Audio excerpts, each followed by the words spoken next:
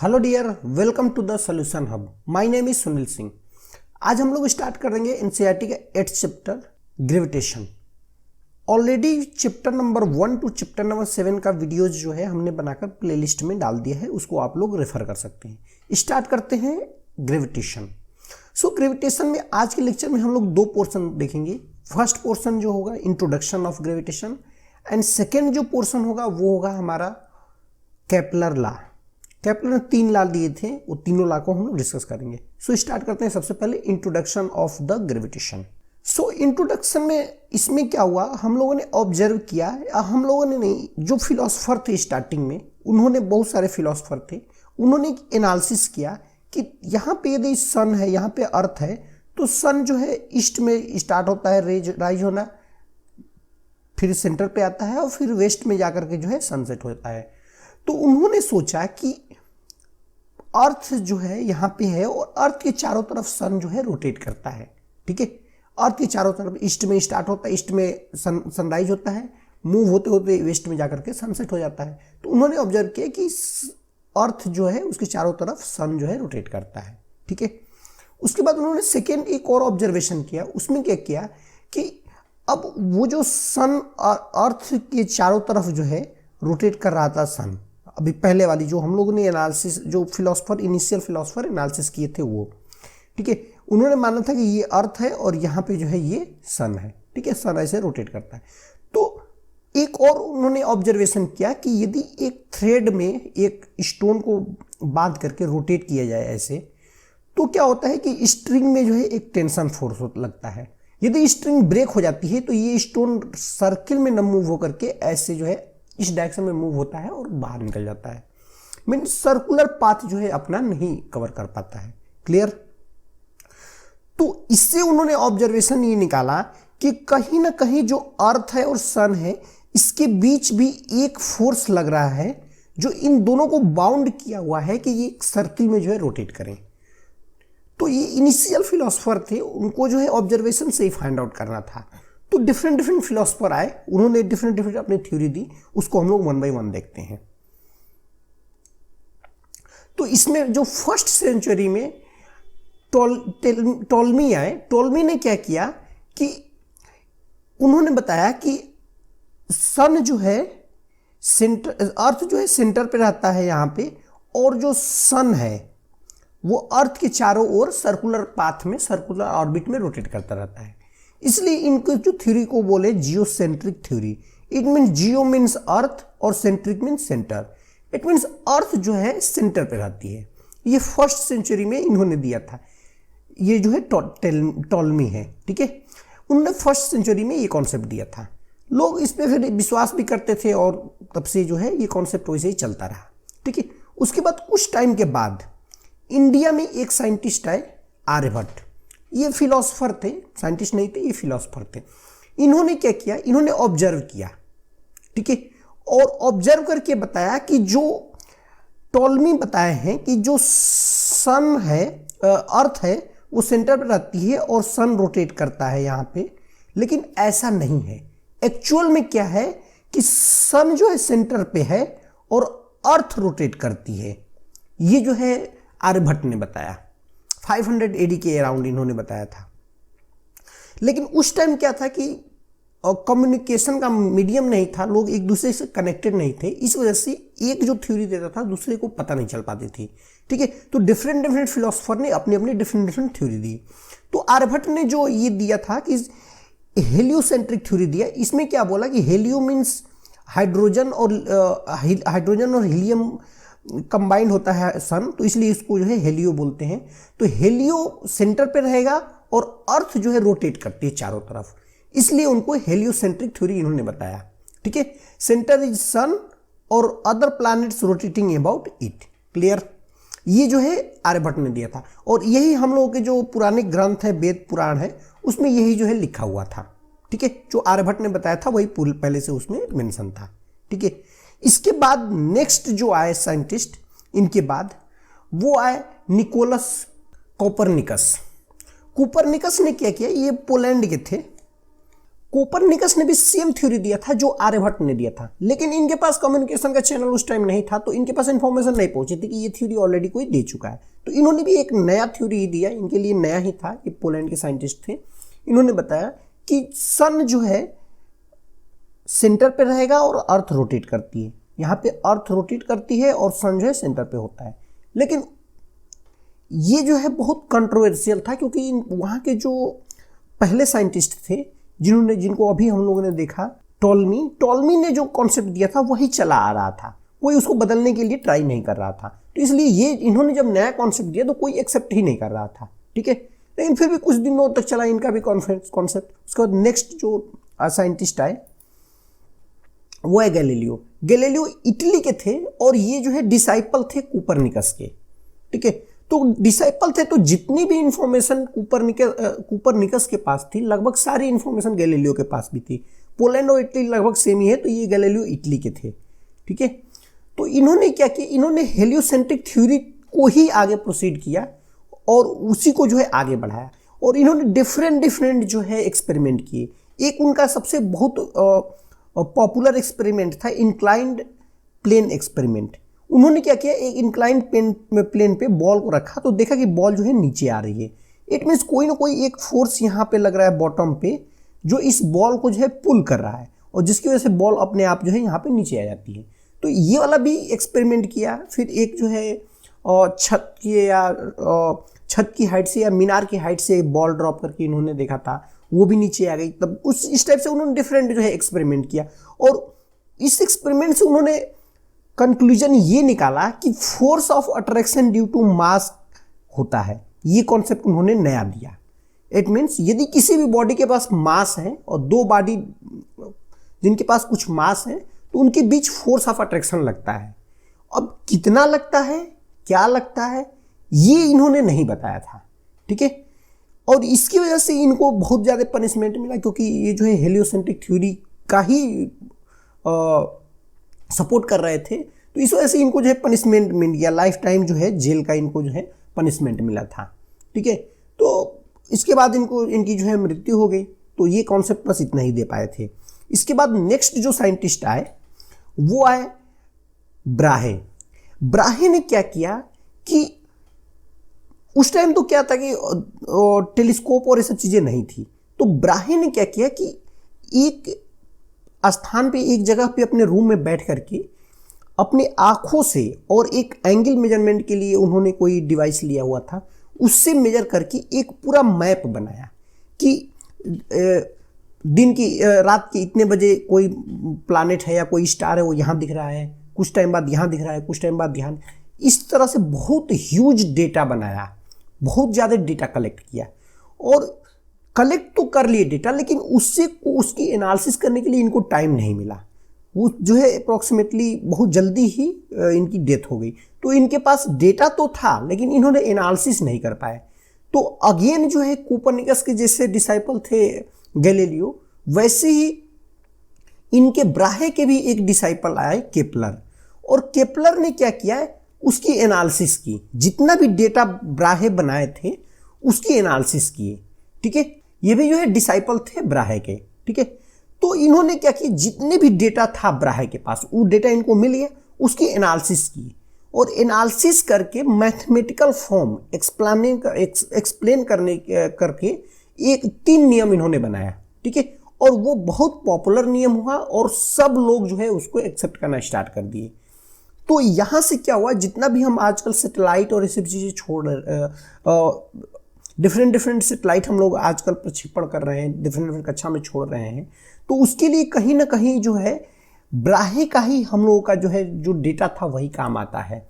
उन्होंने बहुत ज़्यादा अमाउंट का जो है, बहुत ज़्यादा नंबर्स में डेटा बनाया था, और इसकी एनालिसिस जो है केपलर ने की, ठीक है। और केपलर करने के बाद जो है 3 नियम दिए, वो तीनों नियम जो है बहुत पॉपुलर होंगे। इसको अभी अब थोड़ी देर बाद आज ही के लेक्चर में इसको तीनों नियम को हम लोग देखेंगे, ठीक है। उसके बाद क्या हुआ कि जब ये सब कुछ कॉन्सेप्ट दे दिए थे, सब कुछ थ्योरी दे दिए थे, उसके बाद न्यूटन जी आए। न्यूटन ने क्या किया कि इन लोगों की थ्योरी को एनालिसिस किया। एनालिसिस करके जो भी केपलर ने दिया था, ब्राहे दिए थे, गैलीलियो दिए थे, सबको एनालिसिस करके अपना एक कॉन्सेप्ट बनाया जिसको हम लोग बोलते हैं यूनिवर्सल लॉ ऑफ ग्रेविटेशन। इनको जो है यूनिवर्सल लॉ ऑफ ग्रेविटेशन बोलते। इन्होंने फॉर्मूला दे दिया कि दो मास है, दो बॉडी है जिनके पास m1 और m2 मास है, तो इनके बीच कितना फोर्स लगेगा, इस फोर्स को फाइंड आउट करके इन्होंने बता दिया। ठीक है, इस वजह से इसको जो है यूनिवर्सल लॉ ऑफ ग्रेविटेशन करते हैं। ठीक है, तो ये सब वन डे जो है रिजल्ट नहीं आए थे, day by day improvement, different philosopher आए, डिफरेंट एक्सपेरिमेंट किए, डिफरेंट एनालिसिस दिए, और फाइनली जा करके केपलर ने जो है 3 नियम दिए और न्यूटन ने gravitational universal law of gravitation दिया। ठीक है, तो सबसे पहले हम लोग देखते हैं केपलर के तीनों नियम क्या हैं। तो केपलर के जो तीनों नियम है उसको law of orbit, law of area और लॉ ऑफ पीरियड, यही तीनों नियम बोलते हैं। ठीक है, लॉ ऑफ ऑर्बिट्स बुक्स वगैरह में law of orbits, law of areas and law of periods, यही तीनों नियम बोला जाता है। ठीक है, अब सबसे पहले स्टार्ट करते हैं लॉ ऑफ ऑर्बिट क्या होता है। तो केपलर ने बताया कि कोई भी प्लैनेट सन के चारों तरफ जो है रोटेट करता है। ठीक है, और रोटेशन का जो पाथ होता है वो इलिप्टिकल पाथ होता है। ठीक है, all planets moves in elliptical path. ये वाला जो है पॉइंट, ये वाला जो है वर्ड जो है इंपॉर्टेंट है, इलिप्टिकल पाथ विथ द सन। और जो सन है वो इलिप्स के किसी फोकी या फोकस बोल सकते हैं, 2 फोकस होते हैं, तो किसी एक फोकस पे रहता है सन हमेशा। या तो अब अभी बताते हैं इक्लिप्स क्या होता है, डिफरेंट फोकस क्या होते हैं, ये अभी जस्ट बताएंगे। अभी के लिए समझिए कि लॉ ऑफ ऑर्बिट्स ये बोलता है कि जितने भी प्लैनेट्स हैं वो इलिप्टिकल पाथ में रोटेट करते हैं और सन जो है उस इक्लिप्स के सेंटर पे होता है हमेशा। यही लॉ ऑफ ऑर्बिट है। अब यहाँ पे 2 टर्म है, फोकस क्या होता है और इलिप्टिकल ऑर्बिट क्या होती है। तो इलिप्टिकल ऑर्बिट क्या होती है कि ये जो है हमारा, देखिए ये जो है हमारा सर्किल है। सर्किल में क्या होता है कि एक पॉइंट से जितने भी पेरिफेरी पे पॉइंट्स होते हैं सबकी डिस्टेंस जो है सेम होती है। ये जितने भी है सबकी डिस्टेंस जो है r होती है। क्लियर, तो वो सर्किल होता है। लेकिन इक्लिप्स में क्या होता है कि ये डिस्टेंस सेम ना हो करके इसके बीच क्या होता है कि एक एक्सिस ऐसी होती है जो सबसे बड़ी होती है, उसको हम लोग बोलते हैं मेजर एक्सिस। ये वाली जो एक्सिस आपको दिख रही होगी फिगर में, इसको हाईलाइट भी किया है, ये है मेजर एक्सिस। और एक एक्सिस होती है इक्लिप्स में, वो सबसे छोटी होती है, उसको हम लोग बोलते हैं माइनर एक्सिस। ये वाली जो एक्सिस है वो माइनर एक्सिस है। क्लियर, अब क्या होता है, इक्लिप्स के लिए 3 कंडीशन होती है। पहली कंडीशन क्या होती है, आपको यहां पे लिखा है हमने, d1 प्लस d2 हमेशा कांस्टेंट होता है। d1 क्या है, तो जो मेजर एक्सिस है उस पे 2 पॉइंट्स होते हैं, एक पॉइंट को हम लोग f1 और दूसरे पॉइंट को हम लोग जो है f2। It means f1 means first focus और f2 मीन्स सेकेंड फोकस, दोनों फोकस हम लोग ये रखते हैं। ठीक है, तो f1 f2 2 फोकस होते हैं और f1 f2 से पेरिफेरी पे कोई भी एक पॉइंट ले लें तो जो इनके बीच की डिस्टेंस है d1 और f2 के बीच की डिस्टेंस d2, यदि यहां पे भी हम लोग पॉइंट लेंगे तो सेम ऐसे d1 d2, ऐसे यहां पे लेंगे तो d1 d2 ऐसे होगा। तो d1 प्लस d2 हमेशा कांस्टेंट रहेगा। आप पॉइंट कहीं पे भी लें, आप किसी भी पॉइंट पे लें पेरिफेरी पे, हमेशा कांस्टेंट होता है d1 प्लस d2। ये इक्लिप्स तभी बन पाता है। ठीक है, पहली कंडीशन ये होती है। दूसरी कंडीशन क्या होती है कि यदि सर्किल है तो उसमें क्या होता है, यदि यहाँ पे एक एक्स वाई पॉइंट है सर्किल में, तो एक्स वाई जो होता है x square plus y square equal to r square, radius के बराबर होता है। लेकिन इसमें इक्लिप्स में क्या होता है, X divided by A square, A क्या है major axis, Y square divided by B square, ये बी स्क्वायर है। ठीक है, एक्स बाई ए का whole square plus Y by B का whole square is equal to 1। Clear, ये जो है लिखा हुआ है हमने। ठीक है, ये इसकी इक्वेशन होती है। वहां पे ए क्या है मेजर एक्सिस, यहाँ पे फिगर में दिख रहा होगा मेजर एक्सिस क्या होती है, और बी क्या है माइनर एक्सिस। माइनर एक्सिस सबसे छोटी वाली एक्सिस होती है। ठीक है, इसेंट्रिसिटी क्या होती है, इसेंट्रिसिटी क्या होती है कि यदि सर्किल है उसको हम लोग प्रेस कर दें तो क्या होगा कि ये जो है अपना शेप चेंज कर देता है। तो जितना ज्यादा शेप चेंज करेगा उसको उतना ही हम लोग इसेंट्रिक बोलेंगे, वो इक्लिप्स उतना ही इसेंट्रिक है। यदि इस इसेंट्रिसिटी मेजर करने के लिए C/A होता है। C क्या है? तो C सेंटर से एक फोकस की डिस्टेंस है, ये वाली, इसको हम लोग बोलते हैं C। क्लियर? ये वाला जो डिस्टेंस है ये है हमारा C। क्लियर? फोकस से, किसी भी फोकस से, दोनों फोकस सेम ही रहते हैं, सिमेट्री होती है, तो दोनों फोकस की डिस्टेंस सेम ही होती है। तो C जो होता है C/A। सर्किल के केस में क्या होता है? C=A हो जाता है। इट मीन इसेंट्रिसिटी 1 हो जाती है। क्लियर? तो क्या होता है, C जो है ये यहां पे शिफ्ट हो जाता है इस वाले पे। क्लियर? तो ये जो है इक्लिप्स की 3 कंडीशन होंगी। आई होप ये इक्लिप्स समझ में आ गया होगा आप लोगों को। तो जितने भी प्लैनेट होते हैं वो इसी पाथ पे मूव करते हैं, इक्लिप्स के पाथ में मूव करते हैं, और उसका जो सेंटर पे होता है, कभी इस फोकस पे रहेगा सन तो कभी इस फोकस पे रहेगा सन, ऑलवेज जो है फोकस पे ही रहता है। क्लियर? ये तो पहला हुआ law of orbit. Law of orbit क्या है? सिंपल है, ये जो है किस ऑर्बिट में मूव करता है कोई भी प्लैनेट वो बताता है, लॉ ऑफ ऑर्बिट। और ये पाथ क्या होता है? इक्लिप्स होता है। सेंटर क्या होता है? फोकस पे होता है सन, वो उसको बोलते हैं सेंटर। ठीक है? सेकेंड लॉ को हम लोग बोलते हैं लॉ ऑफ एरिया। तो केपलर ने बताया कि कोई भी प्लैनेट, लेट्स से यहां पे एक प्लैनेट है, वो मूव होकर के यहां पे पहुंच गया। ठीक है? T टाइम लगा उसको मूव होने में। यदि यहां पे है तो यहां से जब चलना स्टार्ट किया यहां पे मूव हुआ, इसमें भी T टाइम लगा। यहां से देखा जाए तो यहां से चलना स्टार्ट किया, यहां पे पहुंचा तो यहां पे भी T टाइम लगा। तो उन्होंने बोला कि जो एरिया है, आपको ये ब्लू एरिया है A, ये हमेशा कांस्टेंट रहता है for same time interval. Planets, यहां पे इसका स्टेटमेंट है, planet swaps equal area in equal time interval. Clear? It means यदि टाइम हम लोग कांस्टेंट रखें तो जितना भी एरिया ये कवर हुआ किसी भी पोर्शन में, ये इक्वल होगा। ठीक है? ये उन्होंने लॉ ऑफ एरियाज दिया। ठीक है? इसको हम लोग और क्या बोल सकते हैं? तो यदि एरिया उसने ए ट्रेवल किया, ए एरिया कवर किया और T टाइम लगा उसको कवर करने में, तो क्या होता है? स्पीड होता है डिस्टेंस डिवाइडेड बाई टाइम। यदि एरिया कवर कर रहा है तो एरिया डिवाइडेड बाई टाइम, इसको हम लोग बोल देते हैं एरियल स्पीड। ठीक है? तो एनी हाउ जो एरियल स्पीड है वो कांस्टेंट होती है, इसको हम लोग जो है सेकेंड स्टेटमेंट बोल सकते हैं लॉ ऑफ एरियाज का। इट मीन्स केपलर ने बोला कि कोई भी प्लैनेट इक्वल टाइम में, इक्वल टाइम इंटरवल में इक्वल एरिया स्वैप करता है। पहला ये स्टेटमेंट हुआ। दूसरा स्टेटमेंट, इसको अनदर वे में बोल सकते हैं, एरियल स्पीड जो होती है वो हमेशा कांस्टेंट होती है। क्लियर? अब क्या होता है कि एरियल स्पीड जब कांस्टेंट है तो जो एरिया ऑफ ट्रायंगल है ये क्या है? बहुत छोटा डिस्टेंस है, तो इसको हम लोग ट्रायंगल ले सकते हैं, इसको आर्क न लेकर के एक स्ट्रेट लाइन ले सकते हैं। तो किसी भी एरिया का ट्रायंगल है, इसकी रेडियस r है, लेट्स सपोज R1 लेते हैं, तो ये भी बहुत छोटा है तो ये भी R1 ही होगा। तो एरिया ऑफ ट्रायंगल क्या होता है? तो 1/2 बेस इंटू हाइट। क्लियर? ठीक है? बेस इंटू हाइट, तो 1/2 हो गया। बेस क्या है यहां पे? तो ये वाला है। तो ये वाला डिस्टेंस ट्रेवल करने में उसको ये वाली डिस्टेंस कैसे निकलेगी? तो डिस्टेंस इक्वल टू होता है speed into time.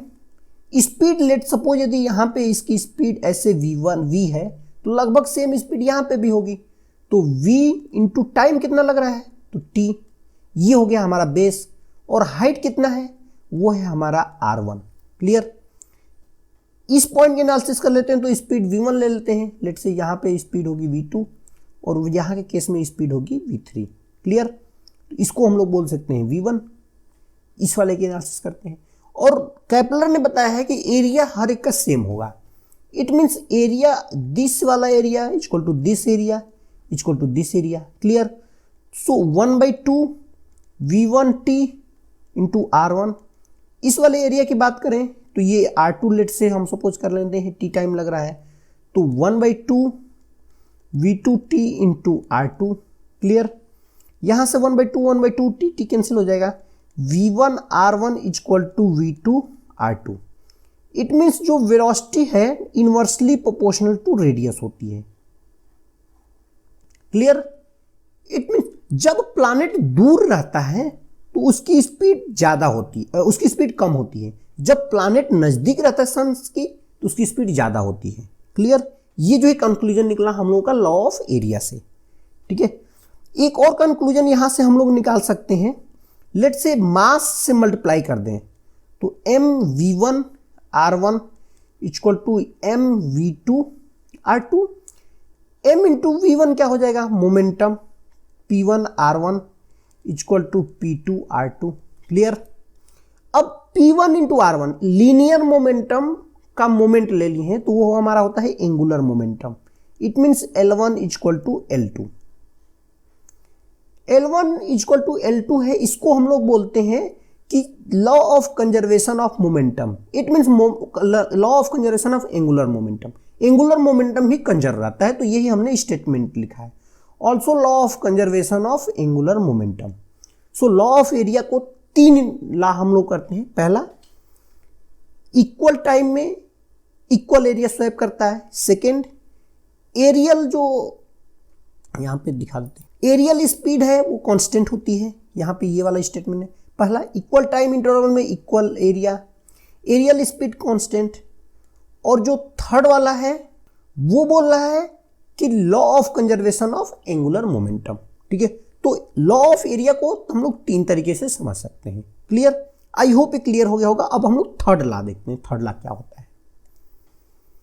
So third law को हम लोग बोलते हैं law of period. Law of period क्यों बोलते हैं? जैसे पहले वाले को हमने बोला था लॉ ऑफ ऑर्बिट, क्योंकि ऑर्बिट की जानकारी दे रहा था। दूसरे वालों को हमने बोला लॉ ऑफ एरिया, क्योंकि वो एरिया स्वैप्ड की जानकारी दे रहा था। थर्ड लॉ को बोलेंगे law of periods. It means जो कोई भी प्लैनेट है, मल्टीपल प्लैनेट्स यहाँ पे दिख रहे होंगे फिगर में। एक प्लैनेट यहाँ पे रोटेट कर रहा है, एक प्लैनेट ये है यहाँ पे रोटेट कर रहा है, और एक प्लैनेट ये है। 3 प्लैनेट है, तीनों प्लैनेट जो है ऐसे रोटेट कर रहे हैं। क्लियर? तो तीनों प्लैनेट का टाइम पीरियड क्या होगा, इसकी एनालिसिस करके उन्होंने दिया। तो उन्होंने बताया कि जो प्लैनेट है उसको जो टाइम लग रहा है उसका square of the time period of revolution. It means एक रिवोल्यूशन में जितना भी टाइम लगा उसको स्क्वायर कर दो। वो किसके बराबर होगा?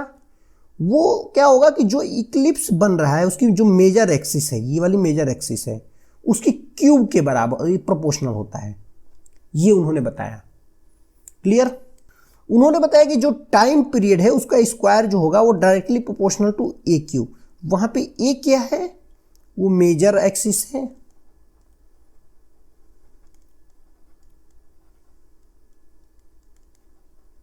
और टी क्या है? टाइम पीरियड ऑफ प्लैनेट है।